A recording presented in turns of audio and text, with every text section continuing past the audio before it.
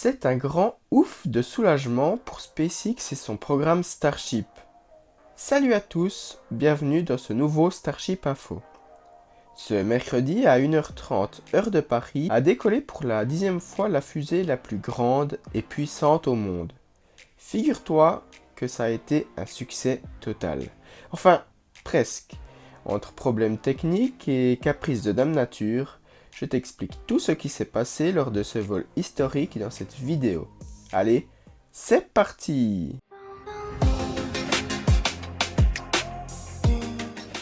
Comme je le disais en intro, Starship a décollé ce mercredi à 1h30 du matin, heure de Paris, depuis le pad 1 du complexe de lancement de Starbase au Texas. Le vol était prévu dans la nuit de dimanche à lundi, mais a été repoussé au lendemain, même heure. En effet, SpaceX a détecté une fuite d'oxygène sur le bras de ravitaillement du ship, le Ship Quick Disconnect Arm. Le lendemain, tous les voyants seront au vert pour le lancement. Tous? Non. Il subsiste un paramètre qui retient encore et toujours la fusée au sol. Devine lequel c'est? Bien évidemment, la météo. Les équipes au sol ont quand même décidé de démarrer le processus de chargement des ergols. À 40 secondes du lancement, le go n'est pas donné, mais SpaceX décide de transformer cette tentative de lancement en un Wet Dress Rehearsal, une répétition générale avec le compte à rebours qui s'arrête juste avant la mise à feu des moteurs. Encore une fois, le lancement est reporté au lendemain, même heure. Cette fois-ci, c'est la bonne. À 3 secondes du lancement, les 33 Raptors sont allumés et les plus de 5000 tonnes de la fusée s'élèvent vers l'espace.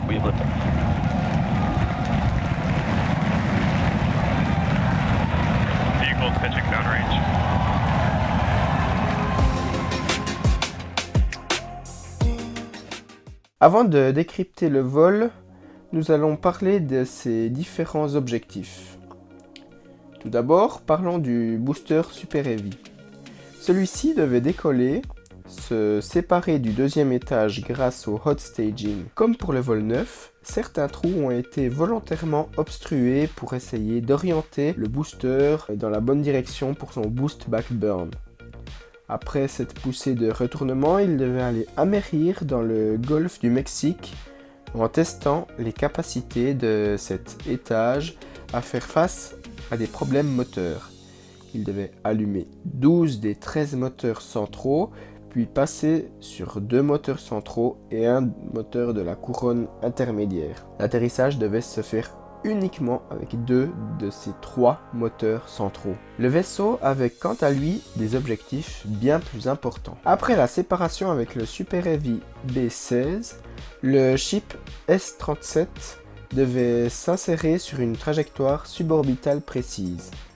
Une fois cette dernière atteinte, il devait ouvrir sa porte cargo et déployer 8 simulateurs de satellites Starlink qui ont la taille et le poids des vrais. Après cette étape, un des 3 moteurs optimisés pour l'atmosphère devait se rallumer pour simuler une poussée de désorbitage. Lors de la rentrée atmosphérique du vaisseau, celui-ci avait pour objectif de tester son bouclier thermique, des tuiles métalliques à refroidissement actif et ses nouveaux ailerons. Tout cela avec un angle d'attaque extrême. Starship avait pour dernière mission un atterrissage contrôlé dans l'océan Indien. Voilà pour ce qui était des objectifs.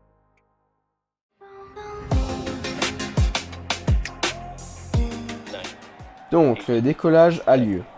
6, 5, 4, 3, 2, 1.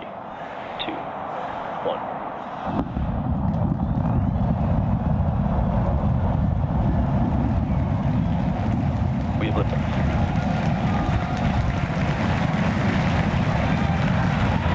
Vehicle pitching downrange.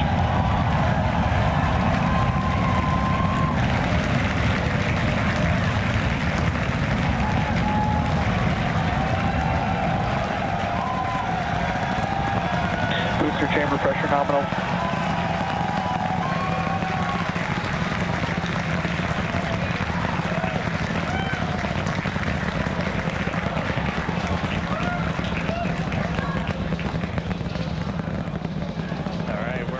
We're 40 seconds into flight. 33 out of Booster and 33 ship, Raptor avionics, engines. power and telemetry nominal. À 1 minute 02, Starship passe Max Q. C'est le moment où les contraintes aérodynamiques exercent le plus de force sur le lanceur. Max Q. À 1 minute 35, un moteur est éteint. Nous ne savons pas encore pourquoi, mais j'ai deux hypothèses. Soit la défaillance du moteur, soit une sécurité du lanceur évitant les effets pogo, qui sont néfastes pour tout lanceur. Cette technique était présente sur la mythique fusée Saturn V, qui avait éteint le moteur central du deuxième étage lors d'Apollo 13. Ensuite, la séquence de séparation commence à 2 minutes et 40 secondes. Le booster est orienté dans le bon sens et il effectue son boost back burn, toujours avec un moteur éteint. Boost back burn startup. Stage separation.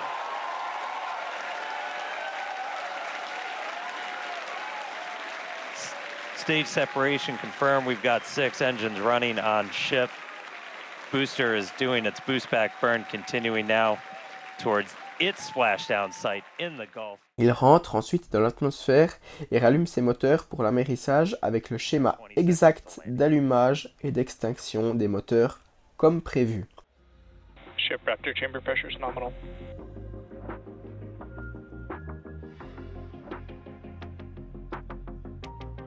All right, here we go. Landing burn startup. Looks like we got 12 of those 13. Down to 3, including one of the middle ring.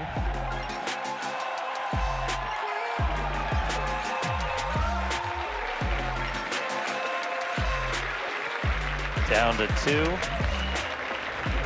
Nice little hover. And landing burn shutdown. Pour l'instant, c'est un sans faute, mis à part ce moteur éteint.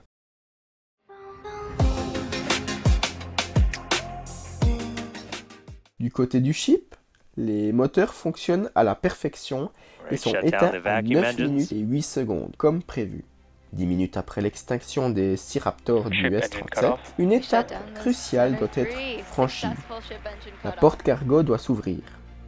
Après tant de problèmes avec cette porte durant les vols précédents, celle-ci est ouverte sans problème. C'est un soulagement car le système de largage de satellite va pouvoir enfin être testé.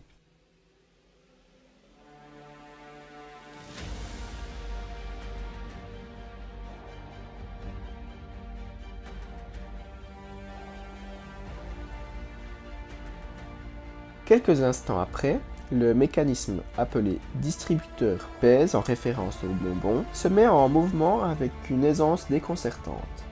Pour les simulateurs, c'est un véritable manège à sensations fortes.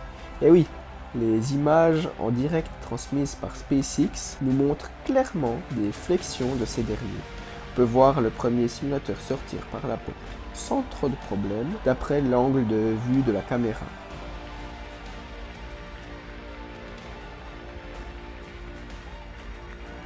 Le deuxième vient légèrement taper la porte, mais sans gravité.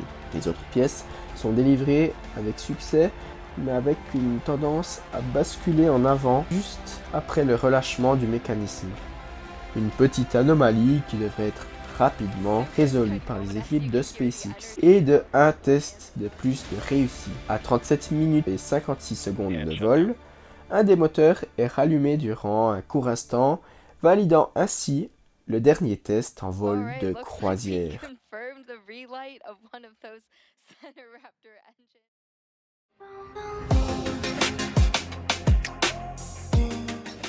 C'est maintenant l'heure de se réchauffer. Starship doit tester les limites de son bouclier thermique, de ses prototypes de tuiles métalliques à refroidissement actif, ainsi que de ses ailerons lors d'une rentrée atmosphérique avec un angle d'attaque plus élevé pour justement tester ces différents points.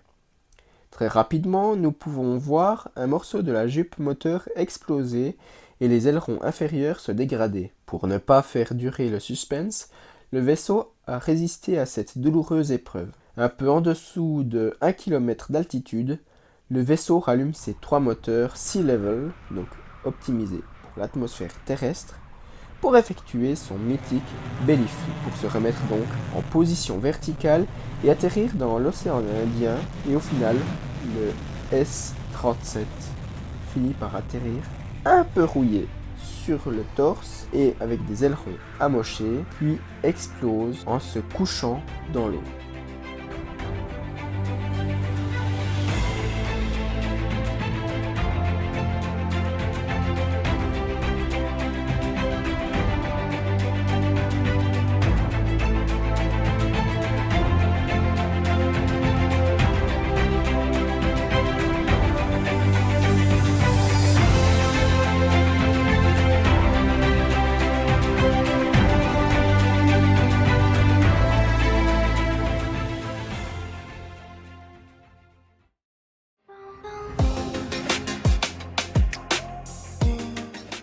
Quelles sont les conclusions à tirer de ce vol? Le booster arrive parfaitement à s'adapter à de potentielles défaillances moteurs.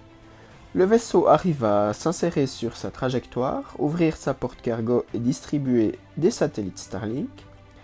Arrive également à rallumer un moteur dans le vide spatial et parvient non sans mal à effectuer une rentrée atmosphérique et un atterrissage maîtrisé. Toutes ces réussites ne signifient pas que tout a bien fonctionné, car des améliorations sont à prévoir sur le distributeur pèse, sur les ailerons inférieurs du vaisseau, ainsi que sur son bouclier thermique.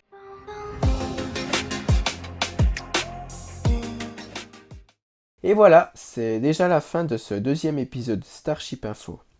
Si tu veux en savoir plus sur le développement de cette fusée exceptionnelle, je te conseille de t'abonner et d'activer la cloche pour ne rien rater. Le pouce en l'air et le petit commentaire font toujours plaisir, et moi je te dis à la prochaine pour une nouvelle vidéo. Tchuss! So we're only using those 3 center Raptor engines, the sea levels, the ones that can kind of gimbal, that can move around and steer. Dipping the nose down a little bit.